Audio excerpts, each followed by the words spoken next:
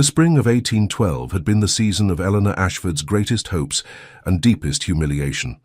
At 20 years of age, Lady Eleanor, only daughter of the Earl of Ashford, had entered London society with modest expectations. Her father's estate in Derbyshire was respectable but not grand, her dowry adequate but not impressive. She possessed what her mother called quiet beauty, dark chestnut hair that caught auburn lights in the sun, intelligent grey eyes, and a grace of manner that came from genuine kindness rather than calculated charm. She had not expected to catch the eye of Lord James Hartley, heir to the Marquis of Pemberton, one of the most eligible gentlemen in England.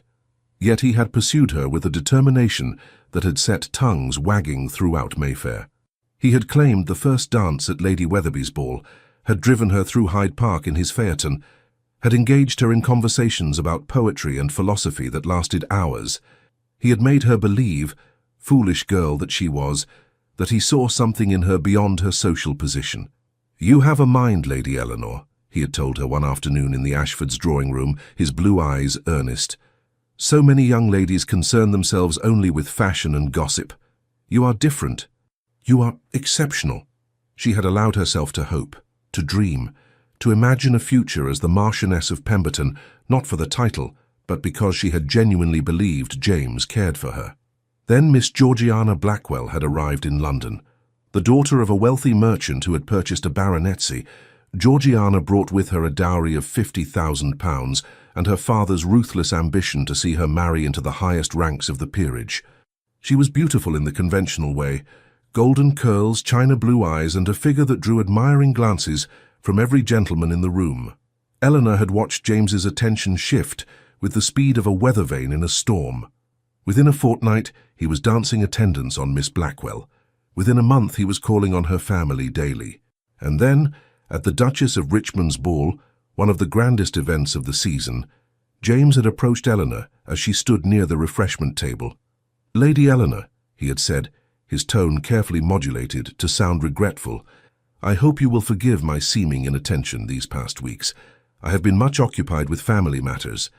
She had known what was coming, had felt it in the pitying glances from other young ladies, in the whispered conversations that ceased when she entered a room.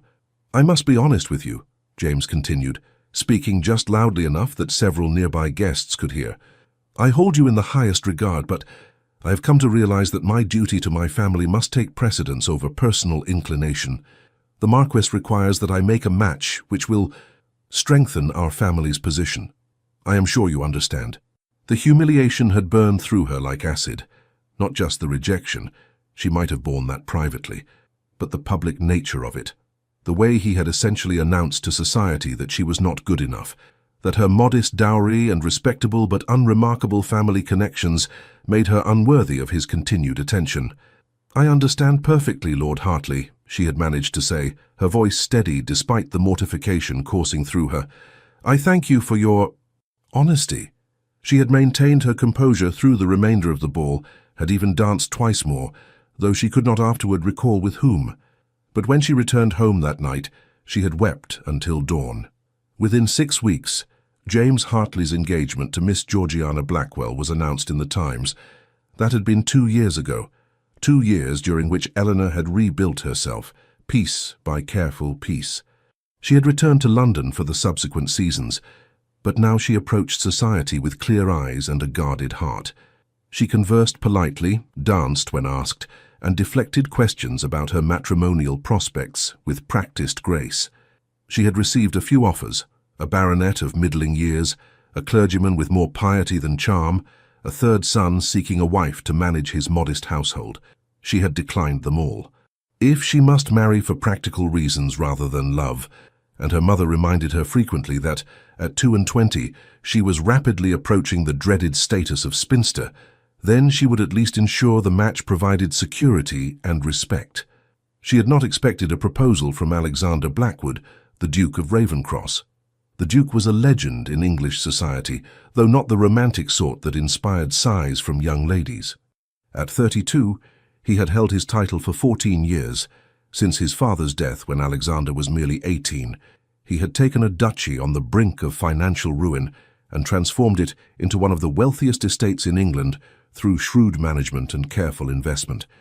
He was known for his intelligence, his political influence, and his absolute refusal to suffer fools.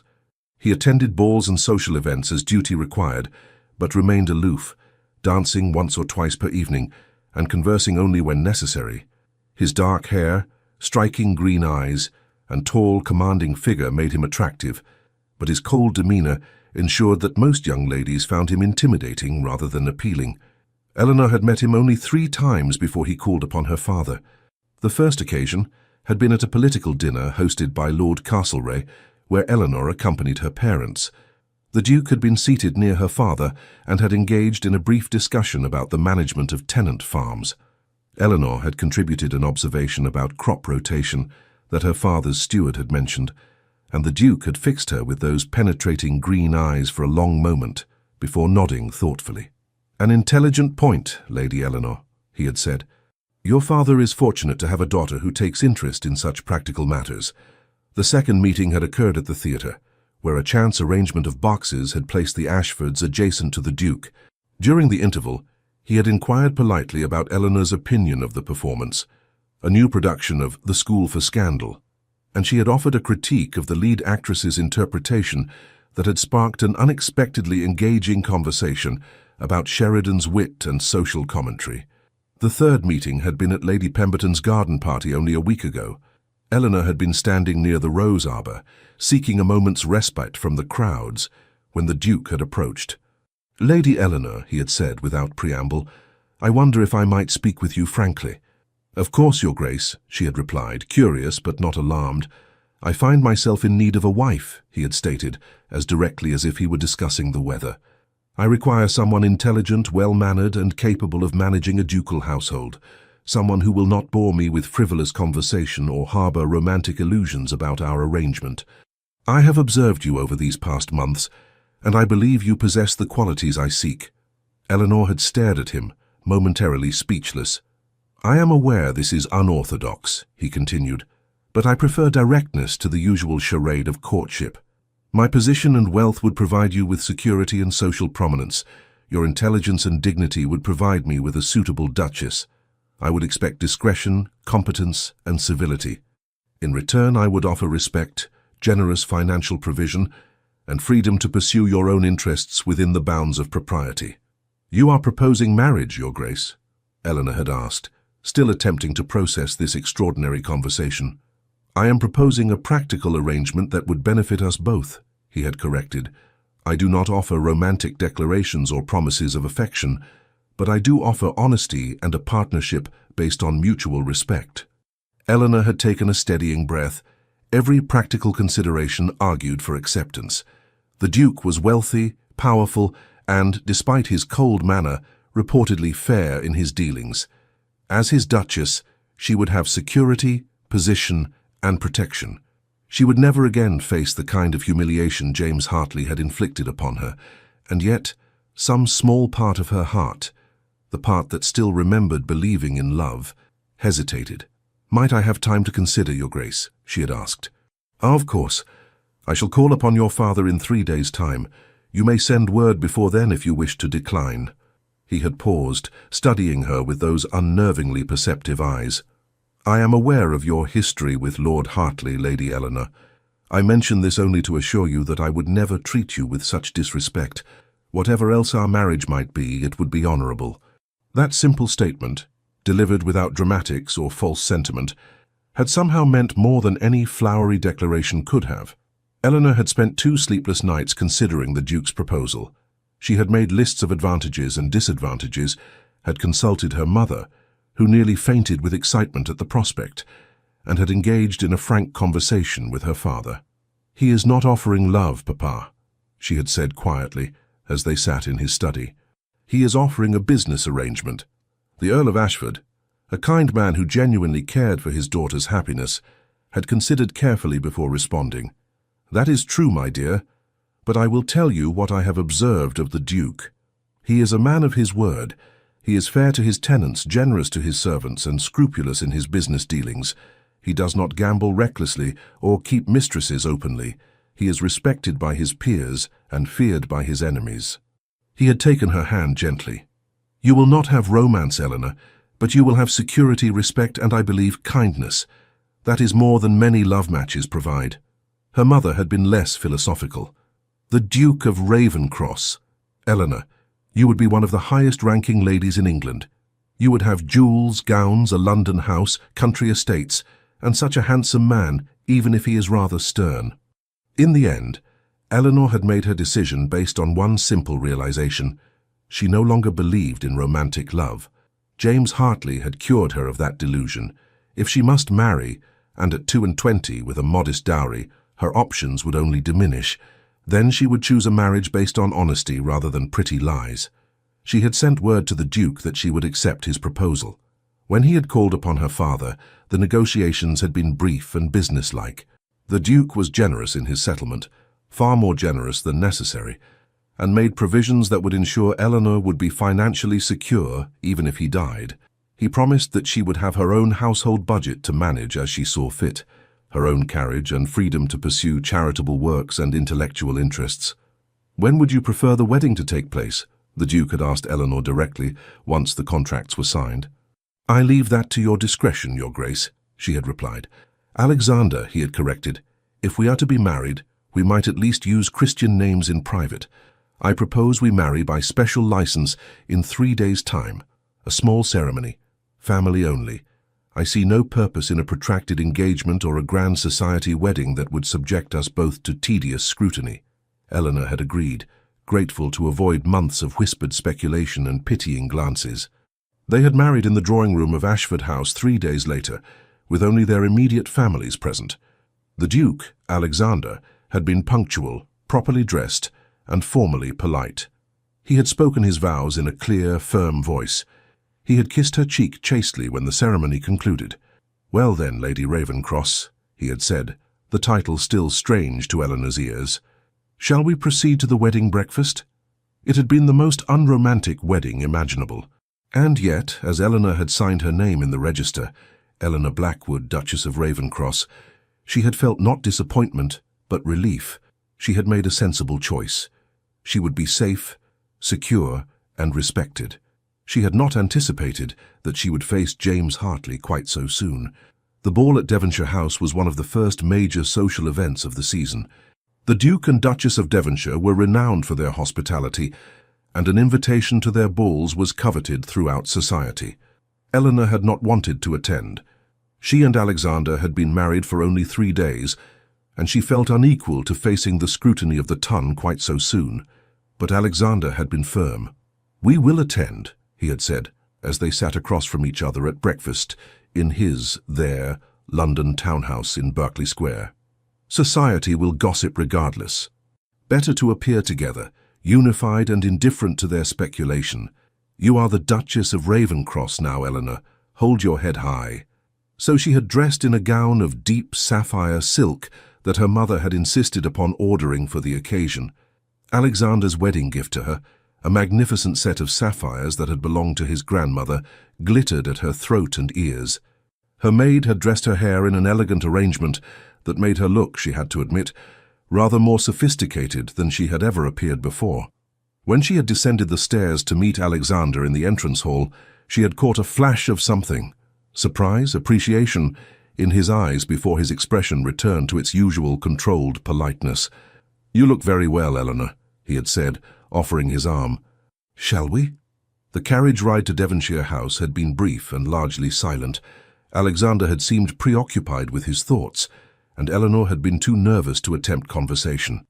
When they arrived, the butler's announcement had caused a ripple of reaction through the assembled guests.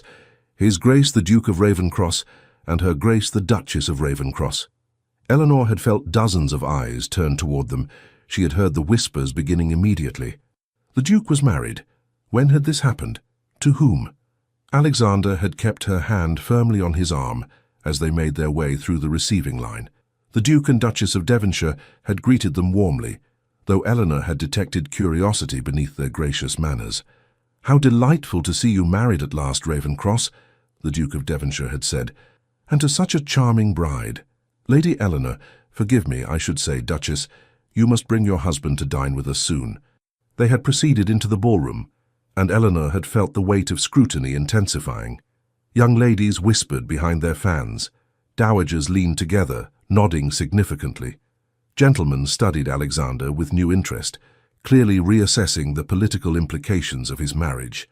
Eleanor had been standing with her husband near one of the tall windows, accepting congratulations from Lord and Lady Castlereagh when she had seen him, James Hartley. He stood across the room, resplendent in evening dress, his golden hair carefully styled, his handsome face animated as he spoke with a group of gentlemen. Beside him stood his wife, for he had married Georgiana Blackwell the previous year, dressed in white silk and dripping with jewels that likely represented a significant portion of her father's fortune. Eleanor had felt her stomach tighten. She had known she would eventually encounter James in society, but she had hoped for more time to prepare herself. As if sensing her regard, James had looked up. Their eyes had met across the crowded ballroom, and he had smiled.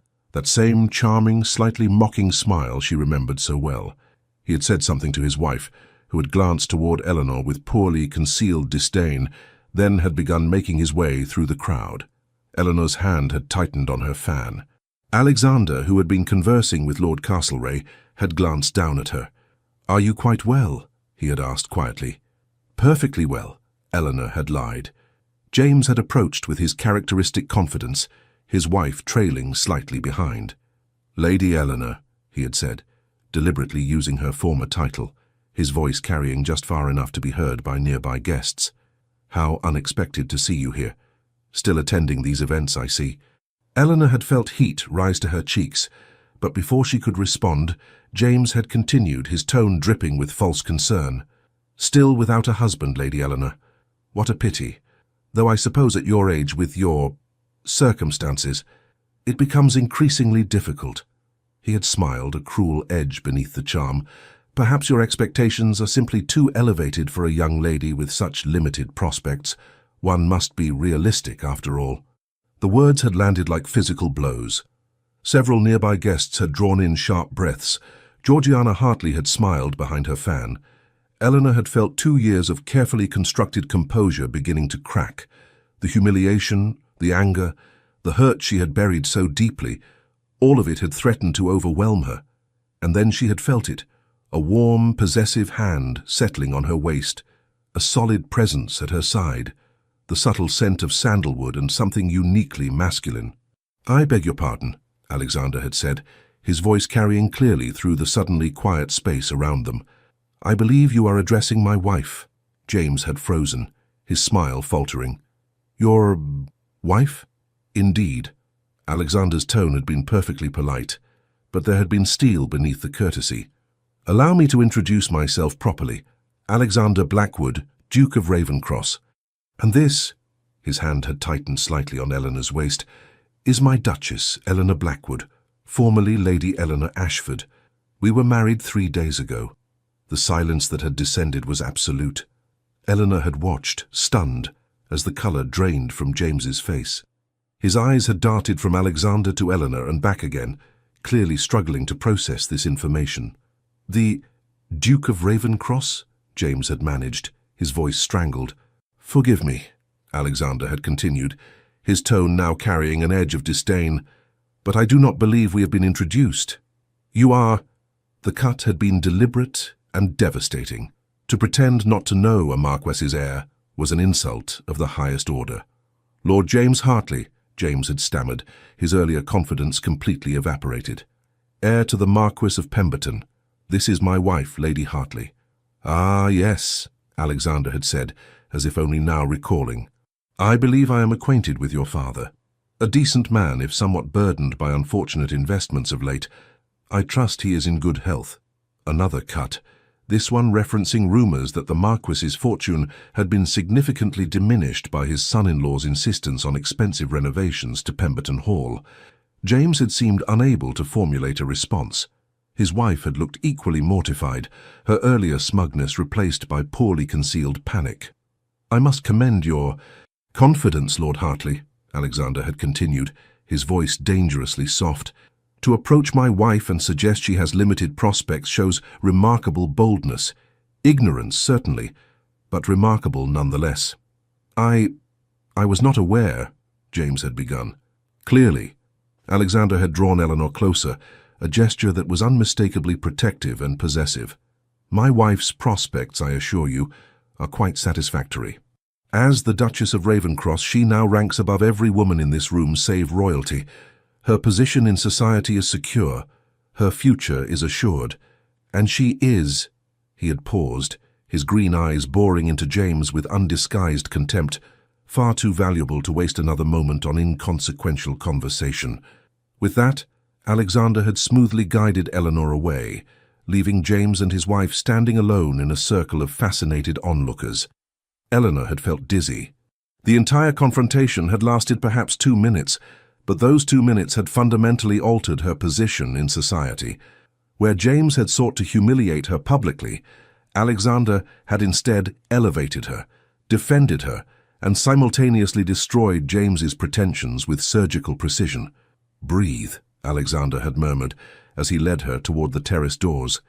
"Slowly, we shall step outside for air." The cool night air had been a relief after the suffocating atmosphere of the ballroom. Alexander had released her waist, but remained close, his presence a solid comfort. "Thank you," Eleanor had managed, her voice shaking. Thank you." "That man is a fool," Alexander had said flatly. "And his wife is clearly as mercenary as he is. They deserve each other." Eleanor had looked up at him, this man who was her husband, and for the first time had seen past the cold exterior to something warmer beneath. In the moonlight, his features had seemed less severe, almost handsome. "You defended me," she had said softly. "You did not have to do that. We both know this marriage is merely a practical arrangement." Alexander had turned to face her fully, his expression unreadable. "Eleanor, I told you when I proposed that I would treat you with respect. That man treated you abominably 2 years ago, and attempted to do so again tonight. I will not tolerate anyone showing such disrespect to my wife. Whether our marriage began as a practical arrangement or not, you are now the Duchess of Ravencross. That means something, you mean something." Something had shifted in that moment.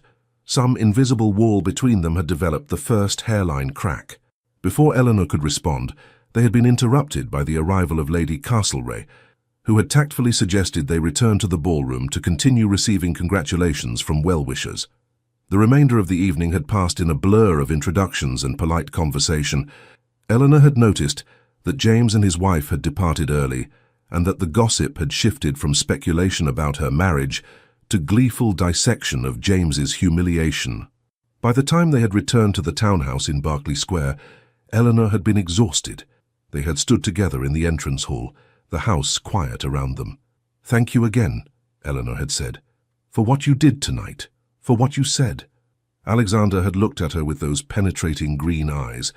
"I meant every word, Eleanor. You are my wife. I protect what is mine." There had been something possessive in those words, something that had sent an unexpected warmth through her chest. "Good night, Alexander," she had said softly. "Good night, Duchess." As Eleanor had climbed the stairs to her chambers, she had found herself thinking that perhaps this practical arrangement might prove more complex and more interesting than she had anticipated. The morning after the ball, Eleanor awoke in the grand ducal bedchamber that was now hers, sunlight streaming through the tall windows.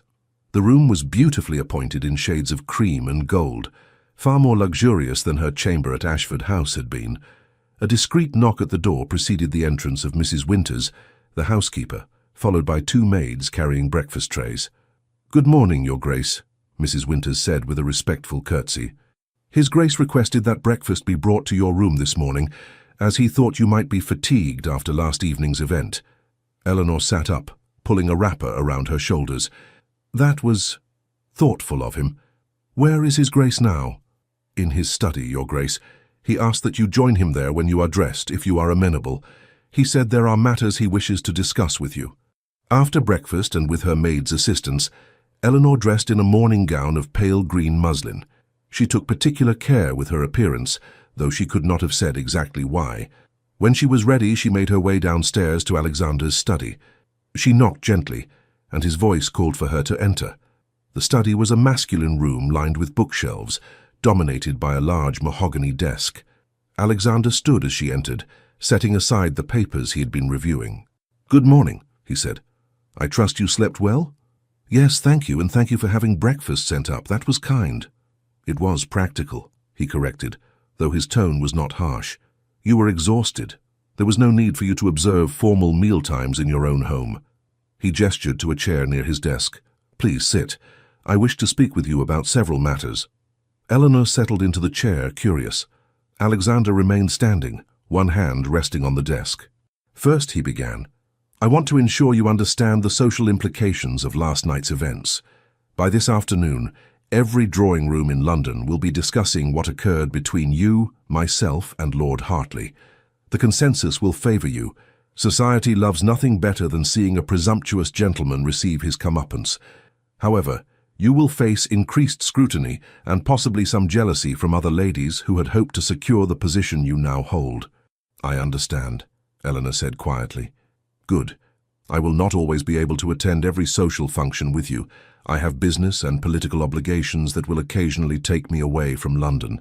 When that occurs, you will need to navigate society on your own. I have confidence in your ability to do so with grace and dignity. He moved to stand by the window, looking out over the garden. Second, I want to address the practical aspects of our marriage. You will have noticed that we maintain separate bedchambers. That arrangement will continue. I will not impose upon you in that regard unless and until we both feel it appropriate. Eleanor felt heat rise to her cheeks, but appreciated his directness. I see. However, Alexander continued, turning to face her, I do require an heir. Eventually. When you feel comfortable, we can discuss that aspect of our arrangement. There is no immediate urgency. That seems reasonable, Eleanor managed. Third, I want you to understand your position and your authority in this household. You are the Duchess of Ravencross. The household staff answers to you. The management of our social calendar is your responsibility. You have an annual household allowance of £3,000, more if you require it for legitimate expenses. Mrs. Winters will help you understand the systems already in place, but you have authority to make changes as you see fit. Eleanor's eyes widened. £3,000 was more than her father's entire annual income from his estate. That is very generous. It is appropriate, Alexander corrected. You will have expenses, clothing, charitable donations, gifts, entertainment costs. I will not have my Duchess appearing in shabby gowns or unable to host properly. He returned to the desk and withdrew a small box from a drawer. Which brings me to my final point. Last night you wore my grandmother's sapphires. They suit you well. However, you will need additional jewelry for various occasions. He placed the box on the desk and opened it. Inside lay an exquisite pearl necklace with a diamond clasp, accompanied by matching earrings and a bracelet. Eleanor gasped. Alexander, these are beautiful, but they are yours, he said simply. There are more pieces in the vault, emeralds, rubies, diamonds. Mrs. Winters will show you the collection. Choose what appeals to you. This is too much, Eleanor protested. You have already been so generous with the marriage settlement and— Eleanor, he said her name firmly, drawing her attention to his face.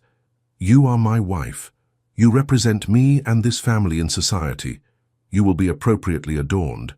This is not generosity, it is necessity. Moreover, he paused, something flickering in his expression.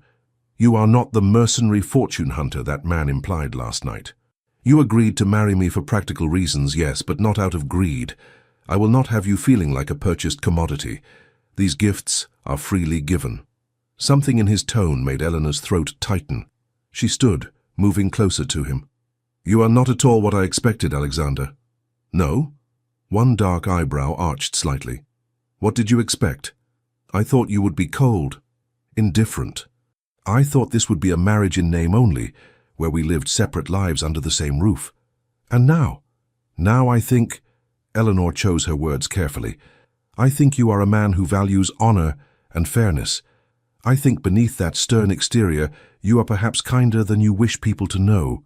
For a long moment, Alexander simply looked at her, his green eyes searching her face. Then, unexpectedly, one corner of his mouth lifted in what might almost have been a smile. You are perceptive, Duchess. That could prove either very convenient or very dangerous. Dangerous? Eleanor felt bold enough to smile slightly. Should I be concerned? Only if you dislike having your illusions shattered. I am not a romantic hero from one of Mrs. Radcliffe's novels, Eleanor. I am a practical man who built his fortune through hard work and careful planning.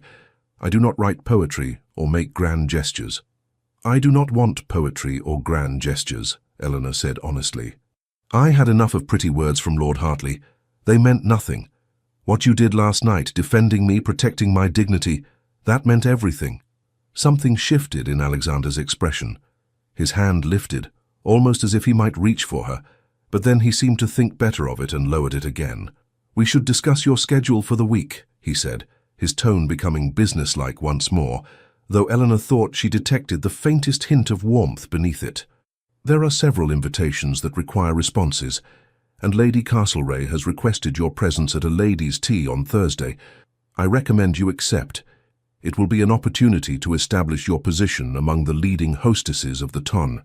They spent the next hour discussing various social obligations and household matters. Eleanor was impressed by Alexander's thorough knowledge of society's complex web of relationships and his astute understanding of social politics.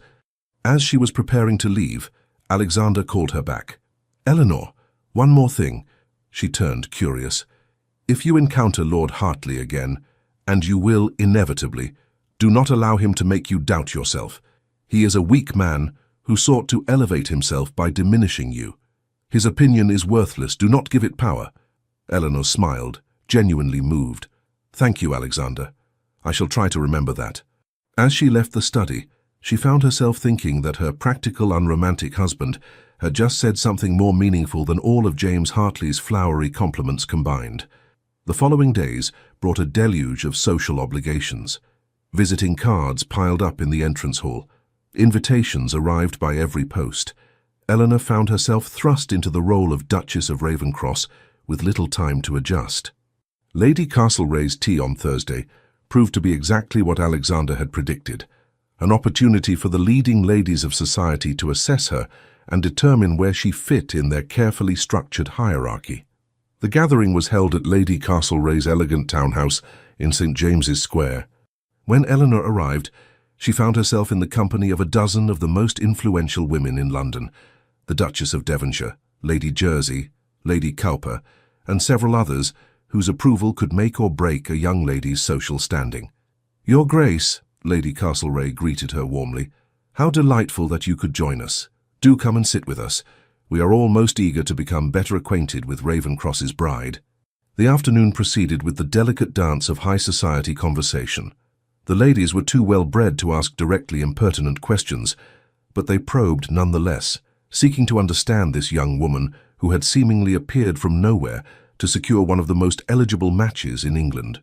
It was such a surprise to learn of your marriage, Lady Jersey said, her sharp eyes assessing Eleanor over her teacup. We had quite given up on Ravenscross ever taking a bride. What on earth convinced him to abandon his bachelor state? Eleanor smiled politely. I believe His Grace decided it was time to think of establishing his nursery. As for why he chose me, you would have to ask him. I confess I was as surprised as anyone by his proposal. You must have made quite an impression, Lady Cowper observed. Ravenscross is notoriously particular. We have watched scores of young ladies attempt to capture his attention over the years. None succeeded. Perhaps, Eleanor said carefully, His Grace valued intelligence and compatibility over mere beauty or fashion. The Duchess of Devonshire laughed. Tactfully said, my dear, and quite true. Ravenscross would never tolerate a silly wife.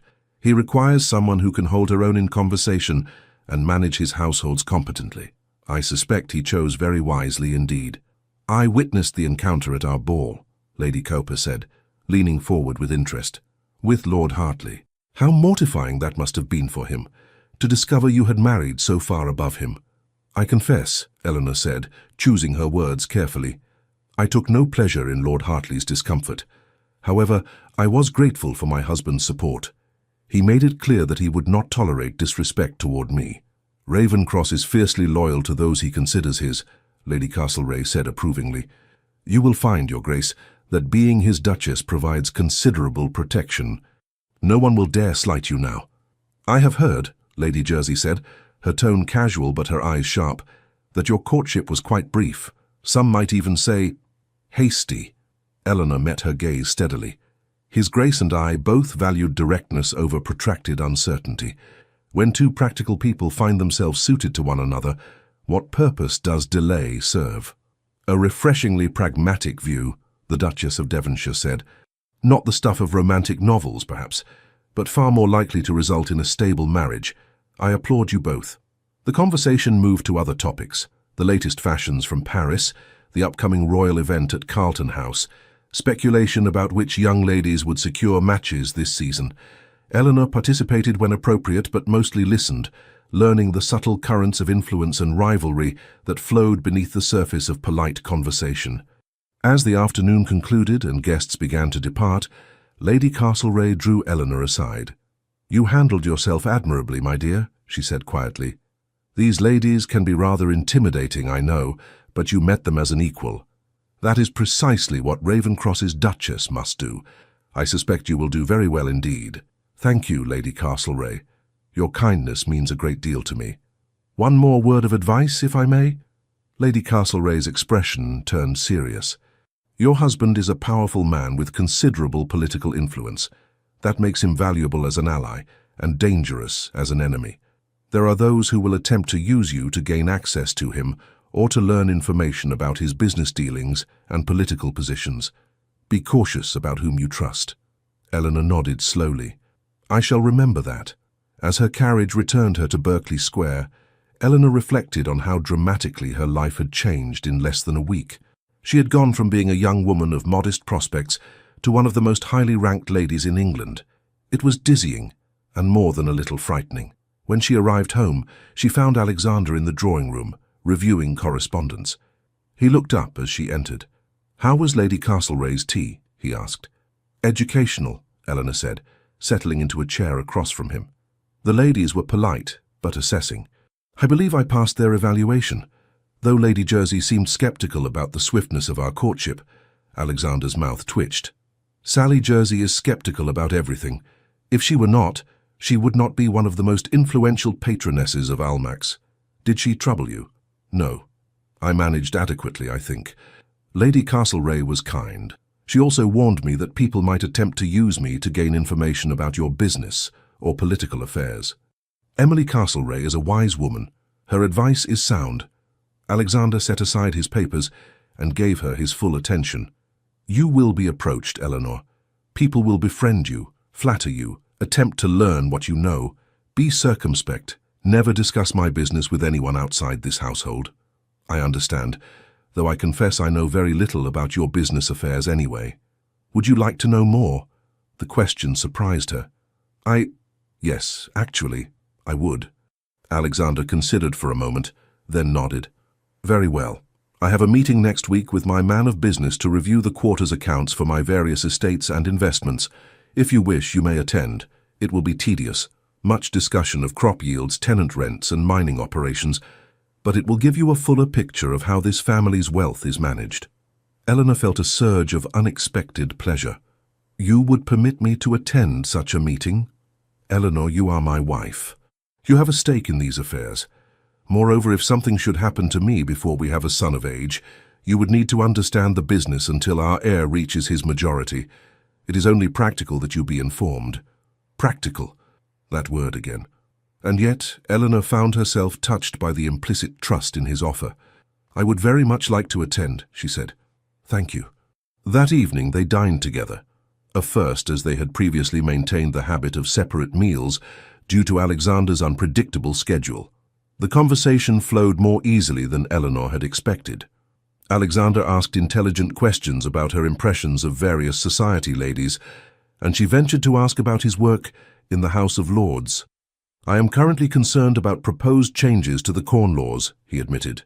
"The restrictions on grain imports are causing significant hardship for working people while protecting the interests of large landowners. It is a complicated issue. I am a landowner myself, after all, but I believe the current situation is untenable." "What position will you take?" Eleanor asked. "I will argue for modification of the laws to allow greater imports when domestic prices rise above a certain threshold. It will not make me popular with some of my peers, but it is the right course. Starving the poor to line the pockets of the wealthy is both immoral and ultimately destabilizing to social order. Eleanor found herself impressed by his willingness to take an unpopular stance based on principle rather than self-interest. "That is admirable, Alexander." He looked at her with surprise. "Most ladies would find such topics dreadfully dull." "I am not most ladies," Eleanor said with a slight smile. "My father's estate is not large, but I grew up understanding that our tenants' welfare affected our own. A starving tenant cannot pay rent, and a prosperous one can. It is simple logic, yet many landlords seem not to grasp it." "Your father taught you well," Alexander said. Then, after a pause, "Eleanor, I find I'm enjoying your company more than I anticipated. That is, not a complaint." It was perhaps the most emotionally vulnerable statement he had made to her. Eleanor felt warmth spread through her chest. "I'm enjoying your company as well, Alexander. This marriage may have begun as a practical arrangement, but I am discovering that compatibility and respect provide a firmer foundation than romantic fancy ever could." Something flickered in his green eyes, pleasure perhaps, or relief. "I am glad you think so." As the evening concluded and they prepared to retire to their separate chambers, Alexander caught her hand gently. "Eleanor," he said, his voice quieter than usual, "I want you to know that I do not regret our marriage. I chose well." Then, before she could respond, he lifted her hand and pressed a kiss to her knuckles, a gesture far more intimate than their chaste wedding kiss had been. "Good night, Duchess," he murmured. "Good night, Alexander," she whispered, her hand tingling where his lips had touched. As Eleanor lay in bed that night, she found herself thinking about her husband in ways she had not anticipated. She had married him expecting cold formality. Instead, she was discovering a man of honor, intelligence, and, beneath his stern exterior, genuine kindness. It was not love, not yet, but it was the beginning of something that might, in time, become far more than either of them had bargained for. Over the following weeks, Eleanor's life settled into a new rhythm. The season continued its whirl of balls, dinners, and social calls. She found herself growing more comfortable in her role as Duchess of Ravenscross, and society seemed to accept her with increasing warmth, particularly after it became clear that she had the Duke's unequivocal support. James Hartley and his wife were rarely seen at the same events Eleanor attended, and when their paths did cross, James took great care to avoid her entirely. Eleanor found she felt nothing when she saw him. Not anger, not satisfaction, merely indifference. That chapter of her life was closed. What surprised her was the gradual deepening of her relationship with Alexander. It began with small things. Flowers appeared in her sitting room, not grand bouquets meant for display, but smaller arrangements of her favorite blooms, roses and lavender. When she mentioned them to Mrs. Winters, the housekeeper smiled knowingly. "His Grace noticed what flowers you paused to admire in the garden, Your Grace. He instructed the gardener to ensure fresh cuttings are brought to your rooms each week." Alexander himself never mentioned the flowers, but Eleanor noticed that he watched her reaction the first time she discovered a particularly beautiful arrangement, and something in his expression suggested he was pleased. Then there were the books. Alexander had one of the finest private libraries in London, and when he learned of Eleanor's love of reading, he began leaving volumes he thought she might enjoy on the table in her sitting room. Not the insipid romantic novels deemed appropriate for ladies, but works of history, philosophy, and even political economy. "I thought you might find this interesting," he would say casually, handing her a book on the agricultural innovations being implemented in Scotland, or a collection of essays on social reform. The author makes some compelling arguments about land management. They began spending their evenings together more frequently. After dinner, they would retire to the library, where Alexander worked on correspondence while Eleanor read. Often, their reading would spark conversations that lasted hours, debates about politics, discussions of history, analyses of the social issues confronting England. "You have a sharp mind," Alexander told her one evening after a particularly spirited discussion about the writings of Mary Wollstonecraft. "I find myself looking forward to these conversations. Most people simply agree with whatever I say, or if they disagree, cannot articulate why. You challenge me. It is refreshing." "I hope I am not too disputatious," Eleanor said, suddenly concerned that she had overstepped. "Not at all." Alexander's expression was warmer than she had ever seen it. "I married you for your intelligence, Eleanor. I would be disappointed if you concealed it merely to be agreeable." The gifts continued. a beautiful shawl in her favorite shade of blue, a first edition of a book she had mentioned wanting to read, chocolates from a confectioner in Bond Street that she had once praised in passing. "You are spoiling me," she protested, after discovering an exquisite pair of emerald earrings in her jewelry box. "I am providing for my wife," Alexander corrected, though his eyes held a hint of amusement. "There is a difference. Alexander, you have already given me so much." "Eleanor," he stepped closer, his expression serious. "I have wealth beyond what I could spend in 10 lifetimes. What purpose does it serve if not to provide pleasure to those I—" He stopped abruptly, seeming to reconsider his words. "To those under my protection," he finished. Eleanor wondered what he had almost said instead. The turning point came one afternoon in late May. Eleanor had been visiting one of the charitable institutions she had begun to patron, an orphanage in Suffolk that provided education and training to destitute children. She had mentioned to Alexander her desire to do meaningful charitable work, and he had not only approved, but had provided generous funding. She returned to Berkeley Square that afternoon, tired but satisfied, her dress dusty from the orphanage's crowded conditions. As she entered the house, she nearly collided with Alexander in the entrance hall. "Goodness," she exclaimed, "I did not expect you home so early." He steadied her with his hands on her shoulders, then frowned. "You are covered in dust. Where have you been?" "The orphanage in Suffolk. We were organizing the new schoolroom, and I fear I got rather more involved in moving furniture than was strictly necessary." "You were moving furniture?" His frown deepened. "Eleanor, you have servants for such tasks." "The children were so excited about their new school space. I could hardly stand by doing nothing." She smiled up at him. "Besides, I am perfectly capable of moving a few chairs." For a long moment, Alexander simply looked at her, his expression unreadable. Then, unexpectedly, he laughed, a genuine laugh that transformed his usually stern features. "You are extraordinary," he said, his hands still resting on her shoulders. "Most duchesses consider it beneath their dignity to even visit such establishments, let alone roll up their sleeves and work alongside the staff." "Then most duchesses are missing the satisfaction of genuine accomplishment," Eleanor replied. "Writing a bank draft is charitable, certainly, but seeing those children's faces when they entered their new schoolroom, that was worth a bit of dust." Something shifted in Alexander's expression. His hands slid from her shoulders to frame her face, his thumbs gently brushing her cheeks. "Eleanor," he said quietly, "I need to tell you something." Her heart began beating faster. "Yes? This marriage, this practical arrangement, it has become something more for me. I did not anticipate it. I did not plan for it, but I find that I—" He paused, seeming to struggle with unfamiliar emotions. "I find that I care for you, deeply, not merely as the woman I married for practical reasons, but as yourself. Your intelligence, your kindness, your spirit, they have captivated me." Eleanor's breath caught.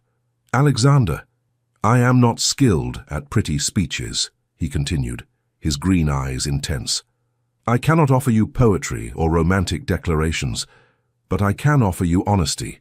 You have become important to me, Eleanor, more important than I knew anyone could be, and He took a breath. "I would very much like our marriage to become more than a mere arrangement, if you are willing." Eleanor felt tears prickling her eyes, not tears of sadness but of overwhelming emotion. This stern, practical man who claimed not to understand romance had just offered her something more precious than any flowery declaration, complete honesty and genuine feeling. "I am willing," she whispered. "More than willing. You have shown me what real devotion looks like, Alexander. Not pretty words, but consistent actions. Not grand gestures, but daily kindness. I did not expect to feel this way when I married you, but I find that I have come to care for you deeply as well."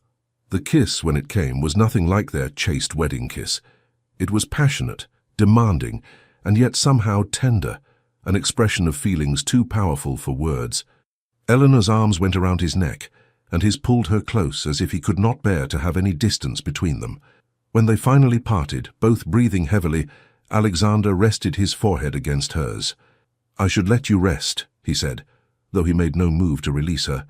"You have had a long day." "Alexander," Eleanor said softly. "Yes? I think perhaps we need not maintain separate chambers any longer, if you agree." His arms tightened around her. "Are you certain?" I do not wish to rush you. I am certain. She looked up at him, her grey eyes meeting his green ones. I want to be your wife in every sense, Alexander. Not because of duty or the need for an heir, but because I want to be close to you. The heat in his gaze made her breath catch. Tonight, then, he said, his voice rough. Come to my chamber tonight, Eleanor. Let me show you how precious you have become to me. That evening, Eleanor dismissed her maid early and made her way to Alexander's chamber with a mixture of nervousness and anticipation. He was waiting for her, dressed in a brocade dressing gown, his dark hair slightly dishevelled in a way that made him look younger and less severe. Eleanor, he breathed as she entered. You came. Of course I came. Did you doubt I would? I doubted my own worthiness, he admitted. I am not an easy man, Eleanor. I am too serious, too focused on duty. You deserve someone who can sweep you off your feet with romance and poetry. Eleanor crossed the room to stand before him. I tried romance and poetry with James Hartley. They meant nothing because there was no substance beneath them. You have given me something far more valuable: respect, trust, and genuine care. That is worth more than all the poetry in the world. What followed was tender and passionate in equal measure. Alexander was careful with her, attentive to her comfort and pleasure, and when the initial discomfort faded, Eleanor discovered a physical connection as deep and satisfying as their intellectual partnership had become. Afterward, as they lay together in the lamplight, Alexander held her close, his fingers tracing idle patterns on her shoulder. I love you, he said quietly. I did not think I was capable of such feeling, but I love you, Eleanor. You have transformed my life. Eleanor turned in his arms to look at him. And I love you, Alexander, completely and truly. He kissed her again, softly this time, a seal on promises spoken and unspoken. I never imagined, Eleanor murmured against his chest, when I accepted your practical proposal, that I would find such happiness. Nor did I, Alexander admitted. I thought I was arranging a convenient marriage. Instead, I found my match, my partner, my love. You are everything I did not know I needed, Eleanor.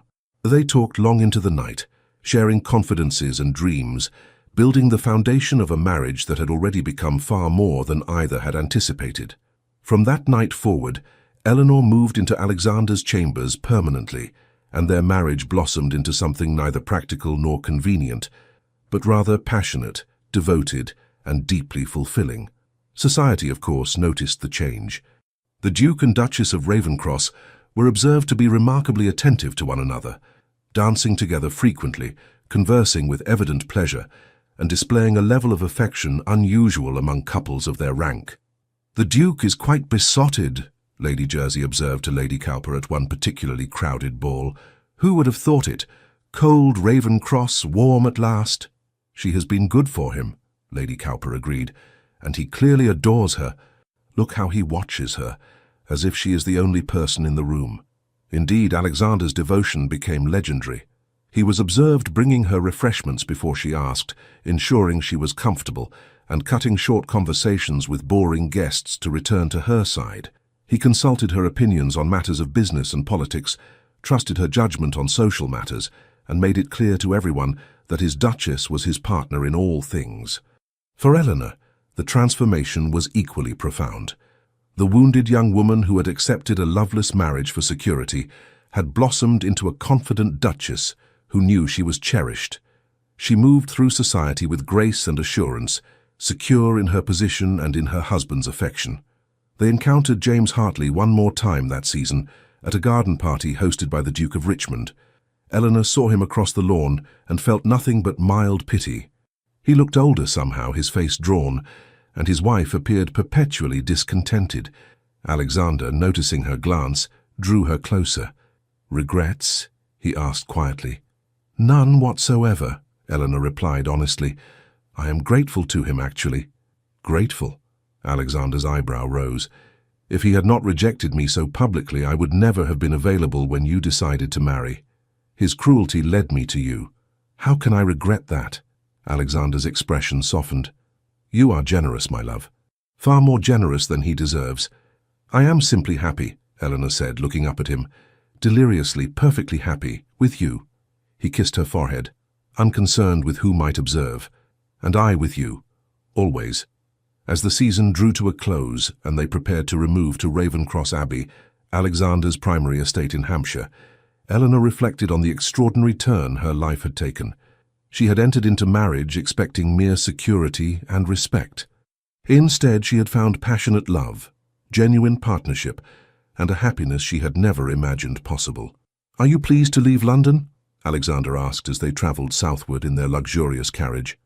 "I am pleased to be wherever you are," Eleanor replied simply, "whether that is London, Hampshire, or anywhere else in the world." Alexander pulled her close, and she rested her head on his shoulder, perfectly content. Their practical arrangement had become a love match. And Eleanor knew with absolute certainty that she was the most fortunate woman in all of England. Ravenscross Abbey proved to be even more magnificent than Eleanor had imagined.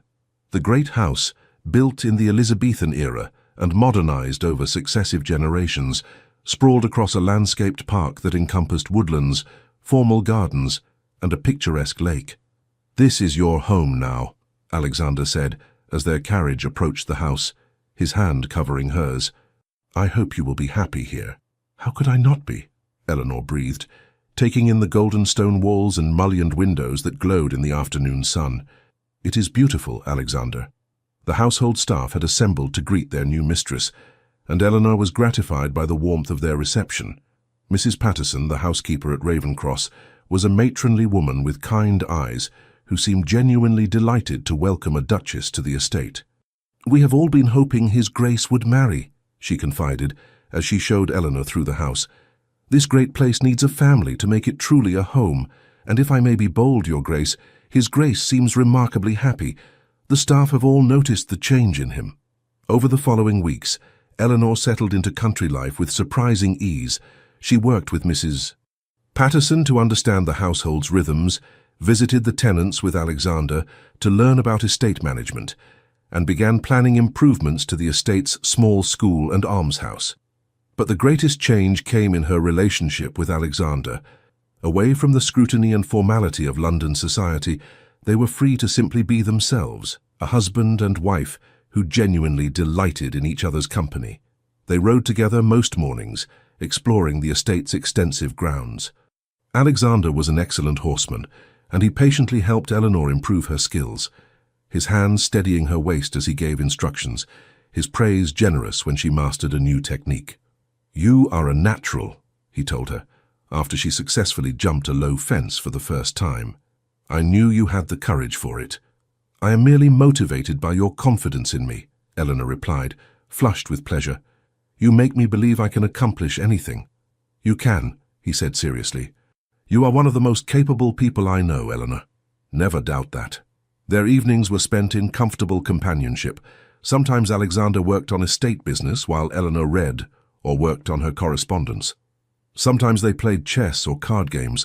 Often they simply talked, sharing their thoughts on everything from philosophy to the day's small domestic concerns.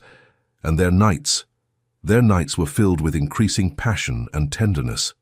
Alexander proved to be an attentive and generous lover, and Eleanor discovered depths of feeling and sensation she had never imagined. Their physical intimacy deepened their emotional connection, creating a bond that felt unbreakable. "I never knew marriage could be like this," Eleanor confessed one night as they lay tangled together, the moonlight streaming through the windows. "I thought it would be duty and obligation. Instead, it is joy." Alexander's arms tightened around her. "You have taught me what it means to truly love someone, Eleanor.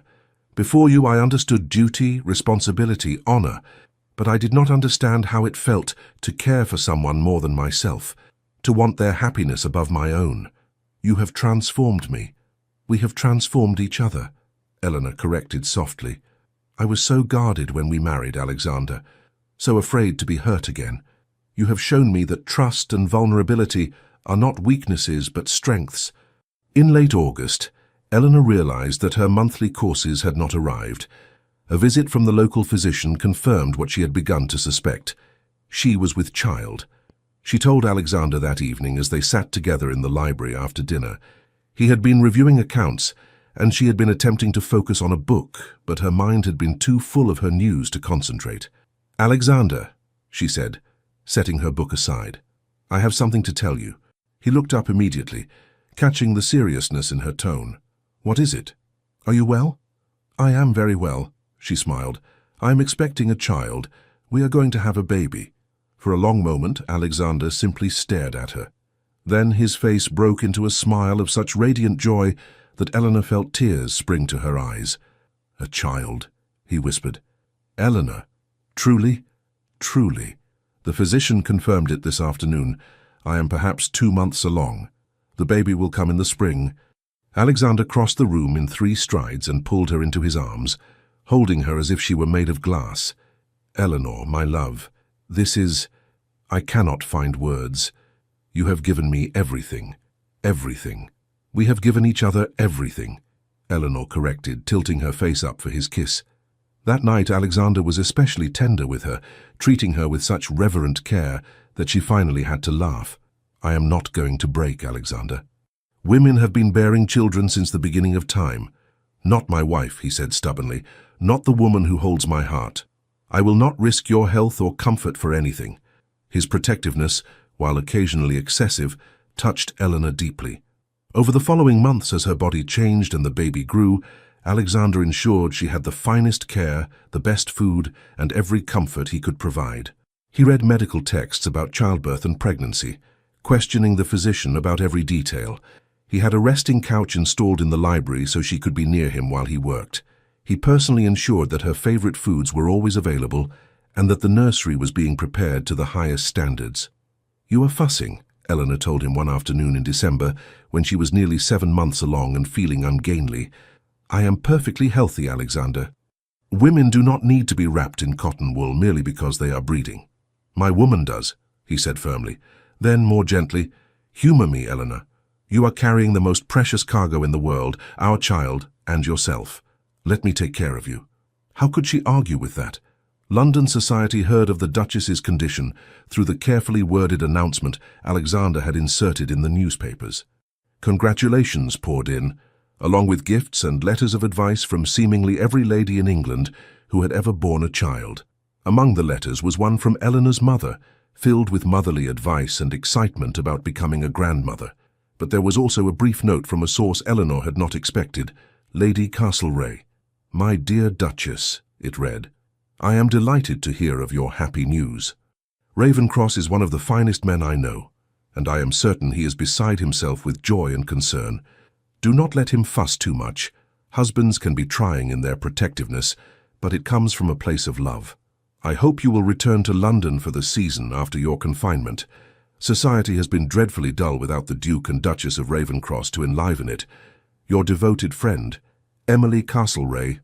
Eleanor smiled at the note. She had made genuine friends in London, she realized. Women who valued her for herself, not merely for her position.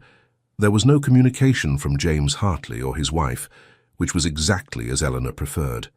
That chapter of her life was so thoroughly closed that she rarely thought of them at all. Winter settled over Hampshire, blanketing Ravenscroft Abbey in snow. Eleanor found she loved the estate in winter. The way the frost sparkled on the windows, the roaring fires in every room, the sense of cozy intimacy as the household drew closer together against the cold.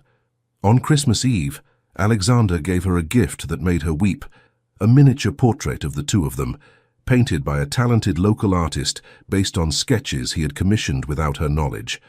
"So our child will always know how we looked in these early days of our marriage," Alexander explained, his hand resting gently on her swollen belly.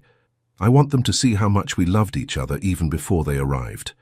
"Alexander," Eleanor whispered, "you are going to make me cry, and I am already overly emotional." He kissed her tears away gently. "I love you, Eleanor, more than I have words to express. You have given me a life I never imagined I could have, a home filled with love instead of merely duty. And now a child. You are my entire world." "And you are mine," Eleanor replied, her hand covering his where it rested on her belly. "Always." The baby came on a bright April morning, arriving with considerably less drama than everyone had feared. Eleanor's labor was relatively brief, and when Alexander was finally allowed into the chamber to meet his child, he found Eleanor tired but glowing with joy, cradling a tiny bundle in her arms. "Alexander," she said softly, "come meet your daughter." A daughter.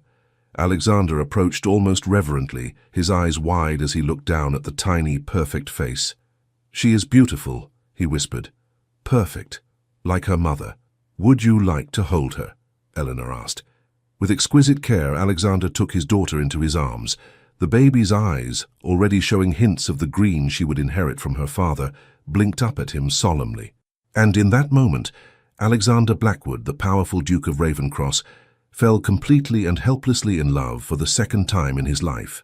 "Hello, little one," he murmured. "I am your papa, and I promise you, I will spend every day of my life ensuring you are happy, safe and loved. You and your mama, you are my everything." They named her Catherine Eleanor Blackwood, in honor of both Alexander's grandmother and Eleanor herself. Little Catherine, or Kate as she quickly became known, proved to be a contented baby, with her mother's gentle temperament and her father's striking eyes. Alexander was a devoted father, surprising even Eleanor with his hands-on involvement in his daughter's care. He insisted on spending time with Kate daily, holding her while Eleanor rested, talking to her about everything from estate management to philosophy, as if she could understand every word. "She is a brilliant listener," he told Eleanor seriously. "Very attentive." "She is 3 months old," Eleanor laughed. "She is listening to the sound of your voice, not the content.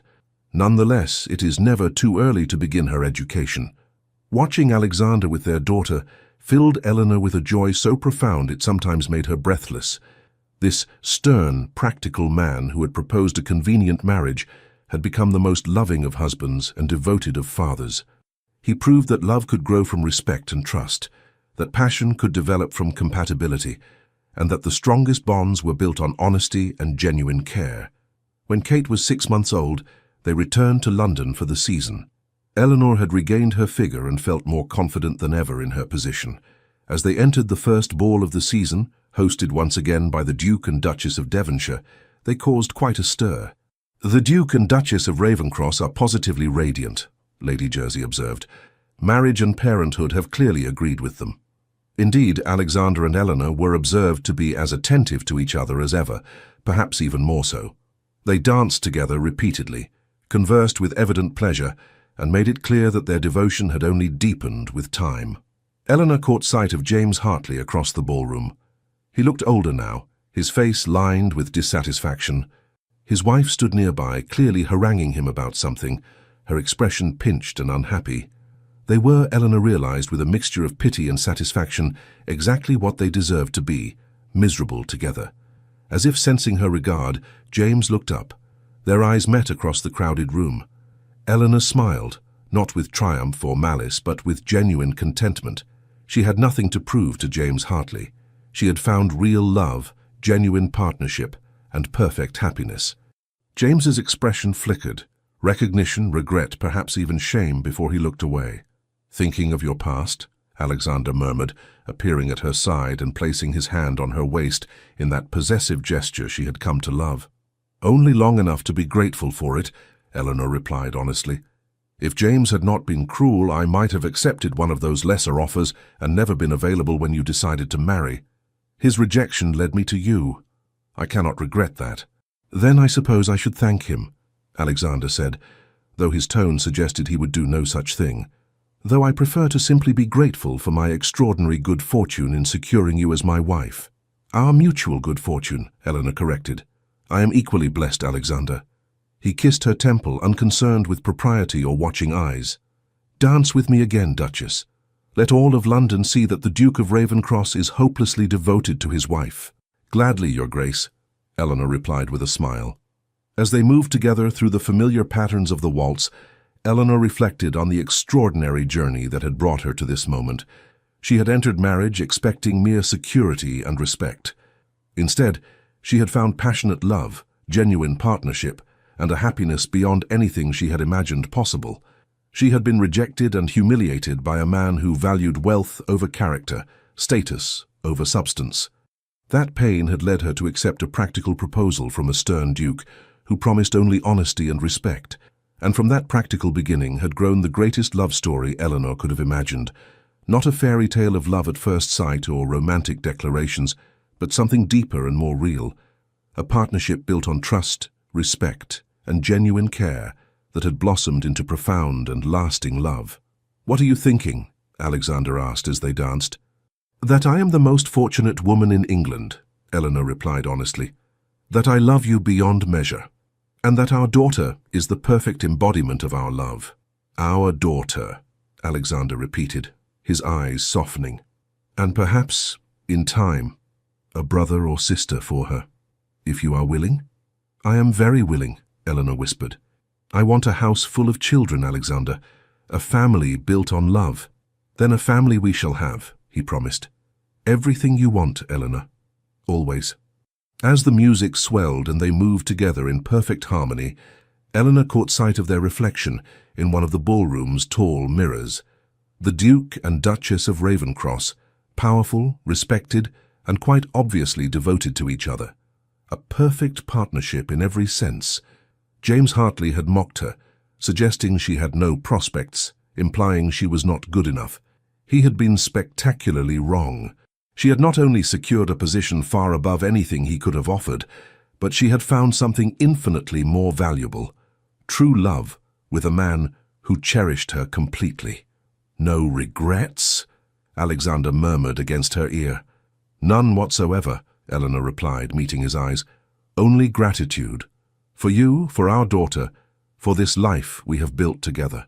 "And I," Alexander said softly, "am grateful every day that you agreed to my practical proposal, that you gave me the chance to learn what love truly means. You are my life, Eleanor, my love, my everything." As the ball continued around them and London society watched with approval and perhaps a touch of envy, the Duke and Duchess of Ravencross danced on, a perfect picture of what marriage could be when built on honesty, respect, and deepening affection. Eleanor had been publicly humiliated by a man who thought only of wealth and status. But that humiliation had led her to a man who valued intelligence, character, and genuine partnership. A man who had proven that the deepest love often grows from the most unlikely beginnings. And if James Hartley occasionally regretted his choices as he watched the Duke and Duchess of Ravencross from across crowded ballrooms, if he wondered what his life might have been had he possessed the wisdom to value substance over superficiality, well, that was only fitting. Eleanor Blackwood, Duchess of Ravencross, had everything she could want. A devoted husband, a beautiful daughter, security, respect, and most importantly, love. Real, deep, transformative love that grew stronger with each passing day. She had been rejected by a fool and chosen by a duke, but more importantly, she had been loved by a good man, and she loved him in return. And that, Eleanor thought as Alexander held her close and they moved together through the dance, was the greatest triumph of all. 5 years later, Ravencross Abbey was no longer the quiet, formal establishment it had been when Eleanor first arrived. Now it rang with the laughter and chatter of children. Not only Catherine, now a lively 5-year-old with her father's intelligence and her mother's kindness, but also her younger siblings, 3-year-old Thomas, who had inherited his father's dark hair and serious demeanor, and baby Victoria, just 6 months old, and already showing signs of having her sister's sweet temperament. Eleanor stood at the nursery window, watching as Alexander played with Catherine and Thomas in the garden below. He had Kate perched on his shoulders, while Thomas clung to his leg, both children shrieking with delight as their dignified father pretended to be a fearsome beast stalking through the rose garden. "His Grace is very good with the children," Mrs. Patterson observed, coming to stand beside Eleanor with baby Victoria in her arms. Such a change from the serious young man who inherited this estate all those years ago. "Love changes people," Eleanor said softly, taking Victoria from the housekeeper and settling the baby against her shoulder. "It certainly changed both of us." Indeed, Alexander had continued to thaw over their years of marriage, becoming warmer and more openly affectionate not only with his family but with his staff and tenants as well. He was still formidable in business and politics, still commanded respect throughout England, but those who knew him well saw the genuine kindness beneath his stern exterior, and Eleanor had blossomed into a duchess in the truest sense, not merely holding a title, but actively working to improve the lives of those around her. Her charitable work had expanded to include 3 orphanages, 2 schools, and a hospital for the poor. She was respected throughout society, not just as the Duke's wife, but as a capable and compassionate woman in her own right. Their marriage had become the stuff of legend in London society. The love match Duke and Duchess, Lady Jersey had dubbed them, and the name had stuck. Young ladies sighed over their story, and young gentlemen were reminded by their mothers that true devotion and respect mattered more than superficial charm. As for James Hartley, Eleanor rarely thought of him anymore. She had heard through the ever-efficient society gossip network that his marriage remained unhappy, and that his father's finances had never recovered from the disastrous investments he had made. James had produced no heir, and there were rumours that his wife blamed him for her failure to conceive. Eleanor felt only pity for them both. They had sought wealth and status at the expense of genuine affection, and they had reaped exactly what they had sown. "Mamma, Mamma!" Catherine's voice called from below. "Come down, Papa says he will let us have ices if you agree." Eleanor laughed, opening the window to call down. "Did he indeed? And what makes you think I am the one who makes decisions about ices?" "Because Papa does whatever you say," Catherine replied with the devastating honesty of a 5-year-old. Alexander looked up, his face breaking into the warm smile he reserved only for his family. "She is not wrong, you know. Come down, my love. Enjoy this beautiful day with us." Eleanor's heart swelled with love as she looked at her family, her strong, devoted husband, her bright, beautiful children, her life that had exceeded every dream she had once thought impossible. "I shall be right down," she called, "but someone needs to convince me that ices before dinner is acceptable." "I love you," Catherine shouted. "Is that convincing?" "Very convincing indeed," Eleanor laughed. As she turned from the window, baby Victoria gurgling contentedly in her arms, Eleanor reflected on the extraordinary turn her life had taken. She had begun as a young woman with modest prospects, been publicly humiliated by a man who valued wealth over character, and accepted a practical proposal from a stern duke who promised only honesty and respect. From that unpromising beginning had grown the deepest love, the truest partnership, and the most profound happiness Eleanor could have imagined. She had not married for love, but she had found it nonetheless. Found it, nurtured it, and watched it grow into something magnificent. "Come along, little one," she murmured to Victoria as she headed downstairs. "Let us join your papa and siblings. Let us enjoy this beautiful life we have been blessed with." As Eleanor emerged into the garden, and Alexander's face lit up at the sight of her, as Catherine and Thomas ran to embrace her, as her husband kissed her tenderly and took Victoria from her arms with practiced ease, she knew with absolute certainty that she was the most fortunate woman in all of England. Not because she had married a duke, though that had brought its own advantages.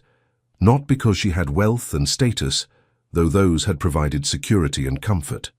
But because she had married a good man who loved her, who respected her, who cherished her and their children above all else. She had been rejected by a fool and chosen by a wise man. But more importantly, she had been loved, truly, deeply, passionately loved, by the best of men. And she loved him in return with every fibre of her being. And that, Eleanor thought as Alexander put his arm around her waist and they watched their children play together in the sunshine, was the greatest triumph of all. The practical marriage had become the love match of the century, and Eleanor Blackwood, Duchess of Ravenscross, lived happily ever after, not because of magic or fairy tale romance, but because she and her husband had chosen each other day after day, building a love that would last a lifetime. The end. Thank you for joining us on Eleanor and Alexander's journey. Their story reminds us that love can grow from the most unexpected beginnings, that respect and trust form the foundation of lasting happiness, and that the deepest connections are built through consistent care and genuine devotion. In a world that often values superficial charm over substance, Eleanor and Alexander found each other and built something real, something lasting, something beautiful. May we all be blessed with partnerships built on such solid ground. Until our next story, may you find your own happy ending, not through fairy tale magic, but through the very real magic of choosing to love and be loved in return. With love. The Legends of the Full Team. Thank you so much for staying with us until the very end. If this story moved you, please consider subscribing to our channel, leaving a like, sharing it with friends, and writing a comment below. Your support, from the bottom of our hearts, means everything to our small team, and it's what keeps us inspired to tell more stories filled with love, redemption, and dramatic turns of fate. At the end of this video, you'll see a recommendation for another unforgettable story from our channel. Click it and let yourself be swept away once more by the power of emotional, historical romance. With all our gratitude, the Legends of the Fall team.